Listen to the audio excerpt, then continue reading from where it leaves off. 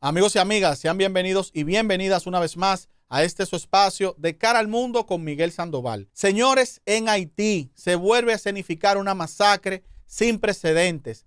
Cerca de 40 muertos al principio de esta semana, en la madrugada del lunes, en la comunidad de Kenkof, una comunidad que queda al sur de la principal capital, Puerto Príncipe, y que hasta el momento se había mantenido en relativa tranquilidad. Parece que el asedio de las bandas no tiene límites y a medida que pasan los días, señores, estos van conquistando más territorio.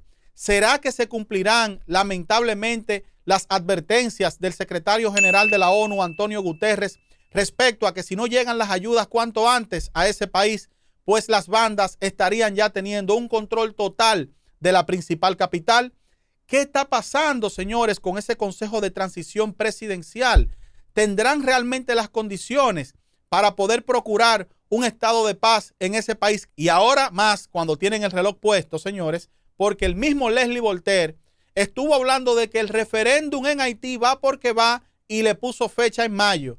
Y esto estaría creando, según él, las condiciones para que se celebren elecciones al cabo de este año 2025 en ese país. ¿Realmente están las condiciones dadas? ¿Qué está pasando con la fuerza multinacional?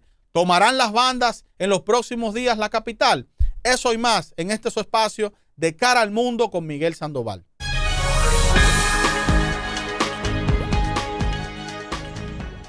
Amigos, así como escuchan, al menos unos 40 muertos se registraron esta semana en Haití en la comunidad de Kenkof, luego de que miembros desaprensivos de bandas irrumpieran en esta comunidad y mataran cerca de 20 civiles. Como una respuesta de la Policía Nacional de Haití, pues también resultaron muertos miembros de banda y esto sumó unas 40 víctimas. Ahora bien, señores, todos nos preguntamos qué es lo que está pasando en ese país. Hemos visto que a medida que pasan los días, el asedio de la banda incrementa estrepitosamente y pareciera que van tomando un mayor control sobre todo de la capital, a través de una estrategia de asedio que ha ido cooptando los principales barrios periféricos de la principal capital. Muchos se preguntan qué ha pasado con esa misión multinacional tan cuestionada. Evidentemente ya se ha hablado bastante respecto a la falta de recursos que estos tienen y ahora se topan con la noticia de que Estados Unidos durante los próximos 90 días estaría restringiendo las ayudas a países en el extranjero. Esto evidentemente incluye a Haití, lo que sí exceptuó las ayudas directas en materia alimentaria. Pero la gran pregunta es qué va a pasar con la misión multinacional, que ya de por sí estaba precaria de recursos y que evidentemente necesita el respaldo de los Estados Unidos. Miren, señores, esto que pasó en Kenkof es algo desgarrador. Estuvimos viendo incluso el testimonio de una señora que reside en esa comunidad y dio unas declaraciones a la agencia de noticias EFE, que de verdad, señores, eso parte el alma. Mire qué dice esta señora. Ella dice: lo he perdido todo. Ojalá las autoridades vinieran a rescatarme. Han matado hasta mis bueyes. He perdido al menos a 8 miembros de mi familia. Hasta ahora no he visto a mi marido. Se llama Agustín Borsí. También otro joven de nombre Jackson Deus, de 31 años, dijo: lo ocurrido me duele hasta la médula. Fue la gente que vivía en la zona que le facilitó la entrada a las bandas.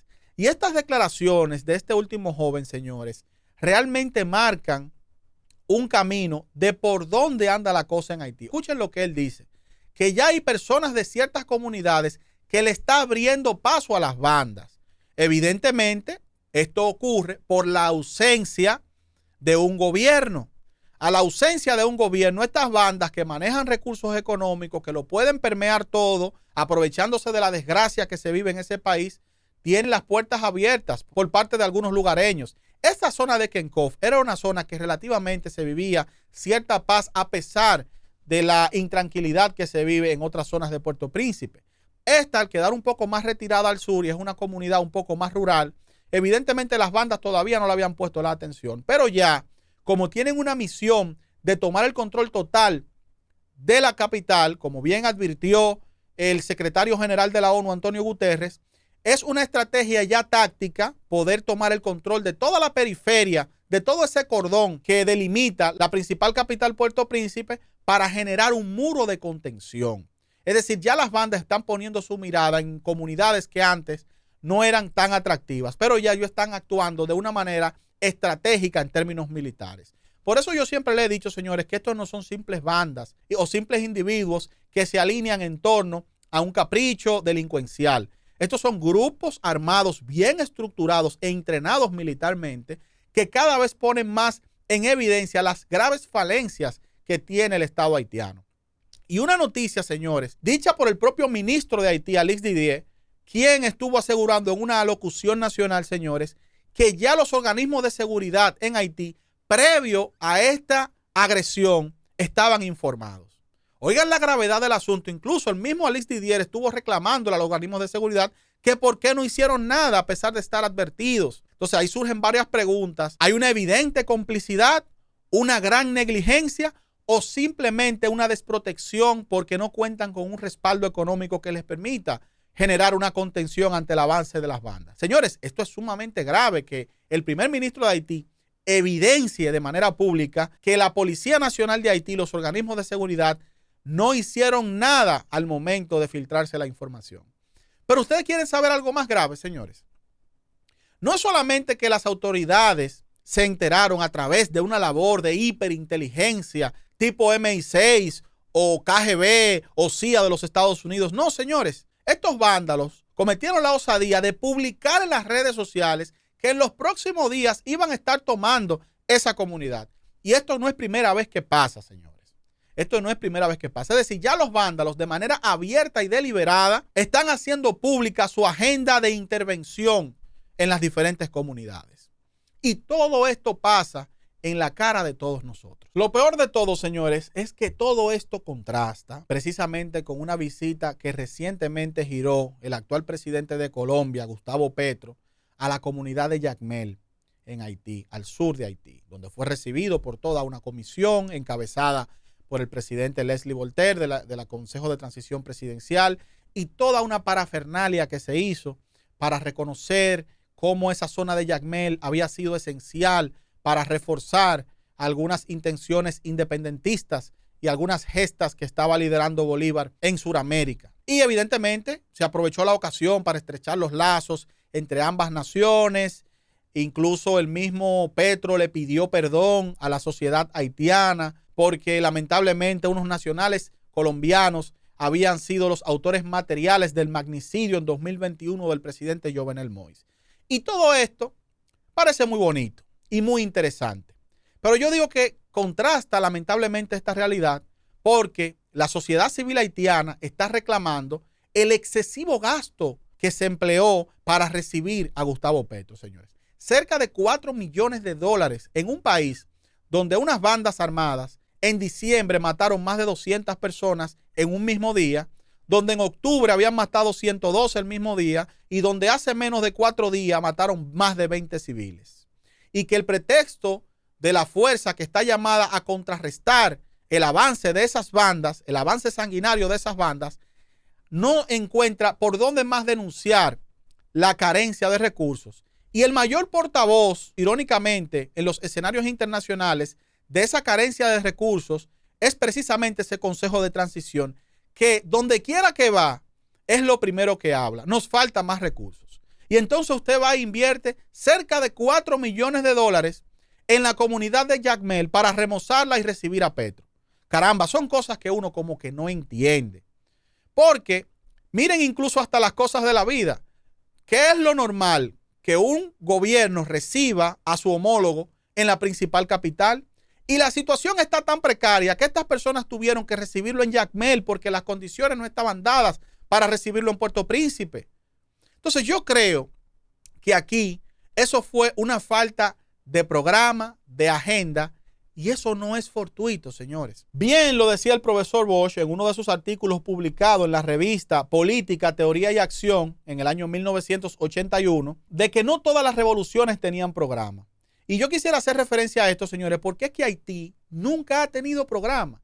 No lo ha tenido ese Consejo de Transición Presidencial, no lo tuvo en el pasado reciente, en los últimos gobiernos, ni tampoco lo tuvo desde los inicios en su gesta revolucionaria. Ese artículo que yo incluso le invito a que lo lean, que reposa en una recompilación de esos artículos de Bosch, tanto de vanguardia como de esa revista, está en un libro que se llama Temas Internacionales, que es una obra bastante famosa. Y allí existe, me parece que en la página 201, este artículo de Bosch que dice, no todas las revoluciones tienen un programa.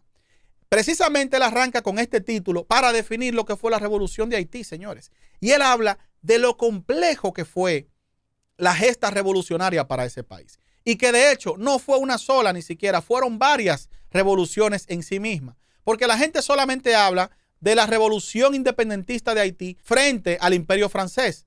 Pero señores, ¿y dónde usted deja la independencia racial? En la acción de un enfrentamiento de negros contra blancos. Pero también la revolución social de esclavos hacia amos. Y también una revolución cuasi internacional, porque durante el desarrollo de esta revolución, los esclavos haitianos se enfrentaron también a tropas españolas que le dieron el respaldo a las autoridades locales. Es decir, esto fue una serie de revoluciones en sí mismas, señores. Y peor aún, lo que provocó esta gesta revolucionaria fue una acción no planificada. Fue producto del hartazgo de un esclavo en 1791 de nombre Bockman, que simplemente se cansó de los maltratos de su amo y le cegó la vida. Y esto desencadenó una serie de hechos que produjeron el inicio de una revolución haitiana. Pero Bockman ya a los 2 años estaba muerto, señores.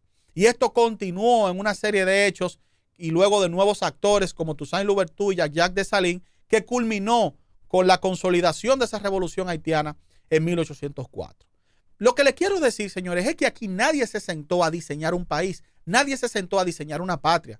Los hechos fueron ocurriendo sobre la marcha. Esto fue una revolución que ocurrió sobre la base del hartazgo, pero una vez llegaron al poder, señores, lamentablemente tenían tan poco conocimiento de lo que habían hecho que simplemente empezaron a reflejar las acciones de sus propios amos y empezaron a ponerse nombres de emperadores y nombres de reyes. Y lo que bien cita Juan Bosch en ese artículo de Revolución sin Programa, señores.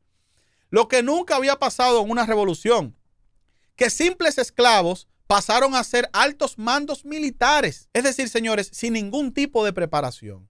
Y eso sembró la base para cosechar lo que hoy en día es Haití, lamentablemente. Y el poco de institucionalidad intermitente que pudo ganar Haití después de su revolución, asimismo la iba pendiendo con la dinastía de los Duvalier y todo lo que nosotros hemos descrito aquí, con la dilución del ejército y el surgimiento de los Tontons Macots, hasta convertirse en lo que son esas bandas que actúan como un brazo ejecutor de la clase política y empresarial de Haití. Por eso no se puede hablar de Jovenel Moïse sin Barbecue, por eso no se puede hablar de los Tontons Macots sin Duvalier. Es decir, hay una relación inherente, hay una relación directa entre la clase política y las bandas. Entonces, lamentablemente, esa carencia de programa, de esa carencia de un contrato social, de un pacto social que incluya al colectivo en Haití para definir a un país, no se ha dado. Y por eso vemos a ese Consejo de Transición Presidencial dando palos a ciegas.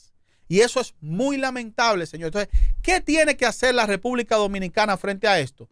Señores, no dejarse arrastrar de esa falta de programa que tiene Haití, porque lamentablemente cada vez más estamos en una amenaza mayor. Recuerden esas cifras alarmantes, señores, de octubre y noviembre del año pasado, que cerca del 40% de las parturientas en República Dominicana son haitianas, y cómo ese porcentaje venía de manera sostenida del 2019 a la fecha, creciendo estrepitosamente entre un 20%, luego un 30%, hasta ahora 2024 cerrar con la alarmante cifra de un 40%. Y si a eso le sumamos, señores, a un artículo que publicó el Diario Libre, de que la matrícula de niños extranjeros haitianos habría crecido en un 80% en los últimos 5 años. Y eso, de la forma que lo estamos contrarrestando, oigan cómo es, con el anuncio de unas deportaciones masivas que le falta una pata de la mesa, porque se deportan supuestamente miles de haitianos a la semana, pero no hay un registro de esto que pueda ser auditable y tampoco hay un refuerzo evidente de la frontera para evitar que esas personas retornen. Miren, yo le invito que usted, al haitiano que tenga más cerca en su comunidad, porque aquí hay haitianos en todos lados, legales e ilegales, usted le consulta, sobre todo a los ilegales que pernotan en los cascos urbanos y en las zonas rurales de la República, cómo es ese protocolo de deportación, porque hay una doble agenda con ese protocolo y todos lo saben, señores, eso es público aquí. A muchos haitianos lo agarran y cuando están llegando a Jimaní le van en el camino extorsionando, le quitan todo lo que tienen y lo dejan en el camino o lo dejan en la frontera para que se devuelvan. Lo descargan, le quitan el dinero, 20, 30, 50 mil pesos, hasta celulares le quitan, señores, a cambio de dejarlo en libertad. Entonces, con esta iniciativa de las deportaciones masivas, indirectamente, involuntariamente, el gobierno dominicano ha motivado el macuteo en los cuerpos castrenses y de seguridad de la República Dominicana. Y esto es algo que el general Lee Ballester, que está desarrollando una labor importante en conjunto con el jefe del ejército, señores, puedan poner atención a estas mafias que operan en la República Dominicana a través de estos traidores de la patria. No son esos individuos que ustedes ven que agarran con 20 y 30 haitianos de que en un vehículo privado. No, señores. Muchos de esos haitianos entran y salen a través de las mismas herramientas de los organismos de seguridad. Así de grave como suena, señores. Lo despachan en los mismos autobuses. Muchos de ellos ni siquiera cruzan ese peaje. Lo agarran en Santo Domingo y ni siquiera cruzan el peaje. Ahí mismo entregan el dinero. Y muchos de ellos incluso tienen una cuota semanal. Se tiran a las construcciones, lamentablemente descreditando la intención del Estado Dominicano en querer organizar este desastre que hay. Y se tiran a las construcciones. ¿Ustedes saben a qué, señores? A cobrar el semanal. Como saben que a los haitianos les pagan los sábados, pues estos verdugos se tiran, ya lo tienen identificado en sus casas y demás, a quitarle su semanal también para dejarlo ahí. Como si fuera esto una Dirección General de Migración paralela que existe en la República Dominicana. Y esto no puede continuar. Y menos, señores, con esa situación que hay en Haití, cerca de 1 millón de desplazados que están a un paso de venir a la República Dominicana en masa, producto de esa escalada de violencia. Cuando Puerto Príncipe sea tomada por completo, se corten las fuentes de suministro y de abastecimiento, ¿a dónde ustedes creen que van a venir esas personas? Es hacia la República Dominicana. Y Haití se enfrenta actualmente a unos 90 días bastante difíciles hasta que Estados Unidos redefina su política de ayuda. Y ese chucho no lo vamos a chupar nosotros, señores. Ese chucho no lo vamos a chupar nosotros. Entonces, si ya Trump está tomando acción, y qué bueno, en materia de reforzar su política migratoria, eso nos da el pretexto perfecto a los dominicanos para recrudecer siempre y cuando seamos garantes de los derechos humanos. Nosotros no podemos ser los primeros que propiciemos que propiciemos el desorden, porque es a lo que precisamente se le está supuestamente huyendo, es a lo que precisamente se le está huyendo, señores. Nuestros organismos de seguridad están compelidos a hacer cumplir la ley correctamente y que se premien las buenas acciones. Es hora de que todos esos traidores de la patria se le deshonre en plazas públicas y esos policías y militares que están haciendo una labor encomiable, que los hay y me consta, pues sean reconocidos, señores. La meritocracia es necesaria para este tipo de temas. Y es importante que la República Dominicana como Estado asuma este tema con la mayor responsabilidad posible y con el nivel que se amerita para estos casos, señores. Porque esto es un tema prácticamente existencial que estamos librando con esa situación de Haití. Y ya la República Dominicana no aguanta más. Disculpen que yo me exalte de esta manera. Ustedes saben que no es mi estilo. Pero yo creo que ese precedente fatal que se está marcando en Haití con ese asedio de las bandas debe de ser, y estas deportaciones masivas que está haciendo el presidente Trump, es importante que la República Dominicana se monte en esa ola y aproveche para reforzar de manera seria nuestra frontera. Tenemos el pretexto perfecto, señores, para poder resolver esa situación, que no va a ser de un día a otro, pero no podemos dejar continuar la llave abierta. No podemos continuar con la llave abierta porque entonces esos sectores se van a seguir enriqueciendo y desinstalar esas mafias con los bolsillos llenos de ambos lados del país, de ambos lados de la isla, va a ser cada vez más complejo si se le deja, como dice aquí mi colega Delia, que aprovecho para mandarle saludos, si se le deja a rienda suelta. Así que vamos a ver qué hacemos en este caso.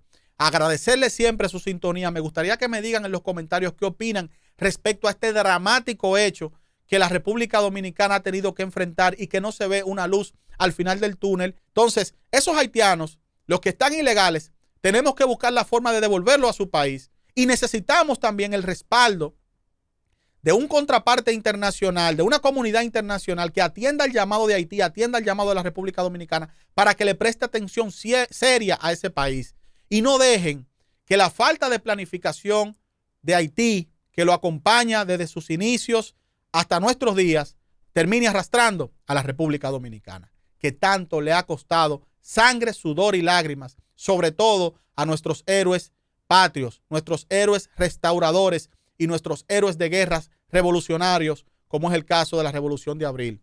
Muchísimas gracias y esto fue una entrega más de su espacio De Cara al Mundo con Miguel Sandoval.